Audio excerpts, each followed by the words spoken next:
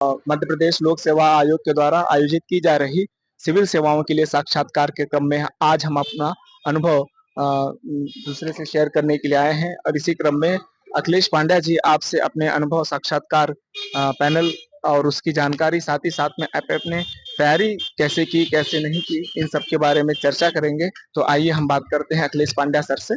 तो सर आपका इंटरव्यू कैसा रहा? मेरा इंटरव्यू अच्छा रहा। शर्मा सर का बोर्ड था और 4 मेंबर थे और उन्होंने जो अपने एजुकेशन बैकग्राउंड है, हॉबी है या फिर नॉर्मल करंट अफेयर है उससे क्वेश्चन वगैरह पूछे हैं।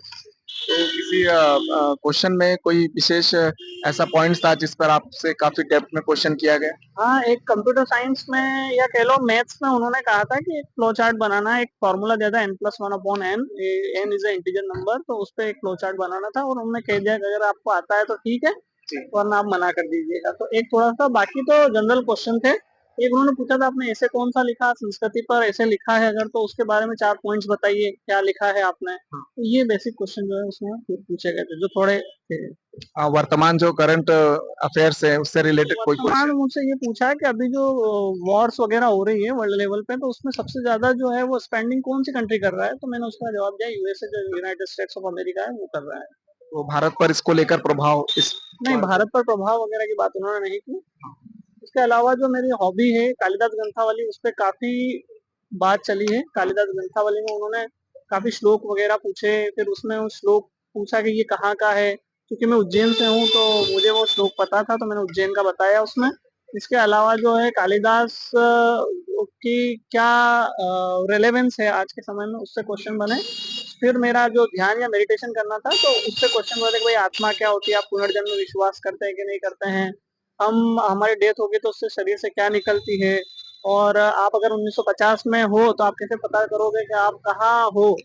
ये सारी चीजें। इसके अलावा जो उन्होंने अभी 21 दिसंबर को जो है ध्यान दिवस अंतर्राष्ट्रीय लेवल यूएन ने डिक्लेयर किया है, तो उस पर बात हुई थोड़ी सी, और भारत में चूंकि प्रस्तावित कंट्रीज में एक था तो उस पर उन्होंने कहा कि कौन सा ऐसा वर्ल्ड लेवल पे भारत ने जो है किया है, तो 21 दिसंबर ध्यान दिवस के रूप में बोला। तो पैनल किसका था और पैनल का माहौल क्या था? शर्मा सर का पैनल था और आते से ही उन्होंने कहा यार आओ पंड्या जी बैठो यहाँ पे, और जब बहुत अच्छे से उन्होंने सब मुस्कुरा रहे थे, आराम से क्वेश्चन पूछा। फिर लंच का टाइम हो चुका तो उन्होंने कहा ठीक है अब जाइए, हम भी लंच करते हैं, आप भी बढ़िया लंच कीजिए और एकदम खुश रहिए। कितने मिनट का था लगभग? मेरा लगभग 18 मिनट का चला, 15 से 18 मिनट चल रहा है। कुछ क्वेश्चन आपके स्कूल कॉलेजेस वहां से भी पूछे नहीं, गए थे? स्कूल कॉलेज वगैरह से कोई क्वेश्चन नहीं बना। ठीक है, तो ये जानना चाहते हैं कि कल्चर और सिविलाइजेशन जो था इसमें क्या डिफरेंस है, जो कल्चर की डेफिनेशन क्या होती है, कौन सा ऐसा है जिन्हें संस्कृताइजेशन दिया है, ये कुछ चीजों पे कल्चर वगैरह पे बात चली थी। ठीक है, तो हम ये जानना चाहते हैं कि आपकी प्रिपरेशन कब से है? क्या इससे पहले आपने इंटरव्यू दिया था? तो कितनी बार दिया? तो मैंने 2019 में पहला इंटरव्यू दिया था और मेरा पहला अटेम्प्ट ही था। उसके बाद में 20-21 का मैंने मेंस लिखा और 22 में अभी फिर इंटरव्यू में दे रहा हूँ। 22 में दे रहे हैं, तो 19 में क्या समस्या रहेगी? 19 में अभी मेरा प्रोविजनल में है, पता नहीं है रिजल्ट क्या है क्या नहीं है, तो अभी रिजल्ट आना बाकी प्रोविजनल का थोड़ा सा इश्यू है, वो जल्द ही सॉल्व हो जाए तो अच्छी बात है। और हाँ बिल्कुल बिल्कुल बिल्कुल होगा। तो सिविल सेवा की तैयारी आप कितने वर्षों से कर रहे हैं? 19 से पहले तो 19 से पहले मुझसे बोर्ड में पूछा भी था कि आप क्या कर रहे थे, मैंने उनको बताया कि मैं कंबाइंड सीडीएस जो है उसकी तैयारी करता था और मैं एसएसबी इंटरव्यू भी दे रखा है मैंने, और मैं इंटरव्यू में कॉन्फ्रेंस आउट हुआ था लास्ट स्टेज पे, तो उसकी बात थी वो बताया मैंने उनको पहले। तो क्या दूसरी तैयारी के साथ सिविल सेवा की तैयारी कहीं विरोधाभास तो नहीं हुआ?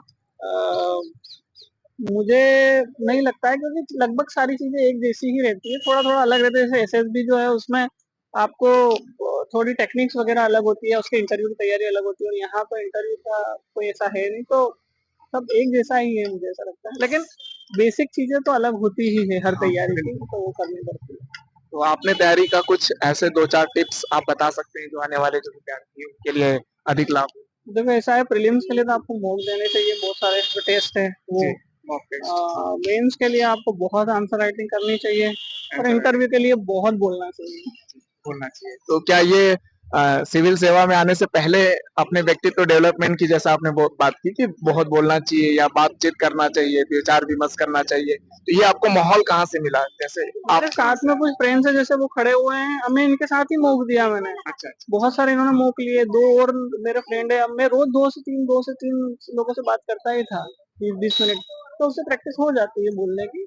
तो बाकी आप करंट वगैरह तैयार करके रखिए, अपना बेसिक बैकग्राउंड अच्छा होना चाहिए। कुछ ऐसी कमियां जो स्टूडेंटों को खास तौर पर दोहराना नहीं चाहिए सिविल सेवा की तैयारी करने के दौरान? वो तो ऐसा होता है कि इंडिविजुअल लेवल पे सबकी अपनी अपनी कमियां होती है, वो उनको खुद को फाइंड आउट करके और फिर आगे बढ़ना चाहिए, है ना? तो बाकी यही चीज है, बस ये है कि प्रीलिम्स में ज्यादा से ज्यादा एमसीक्यू सॉल्व करना चाहिए और टू द पॉइंट पढ़ना चाहिए, मुझे ऐसा लगता है, तो चीजें हो जाती तो है। कितने घंटे कम से कम दिन भर में नहीं, दें हम घंटे आपके वगैरह का हिसाब ऐसा से? कुछ नहीं है, है ना? घंटे वगैरह का होना चाहिए कुछ नहीं है, और मोटिवेशन का भी कुछ नहीं, मुझे लगता है डिसिप्लिन जरूरी है, डिसिप्लिन बहुत जरूरी है, डिसिप्लिन। डिसिप्लिन होना चाहिए आपके अंदर, क्योंकि अभी समय है पढ़ने का तो पढ़ लेना चाहिए, बाद में तो फिर यही सही, तो यूटिलाइज अभी टाइम का सबसे ज्यादा करना चाहिए। ठीक है।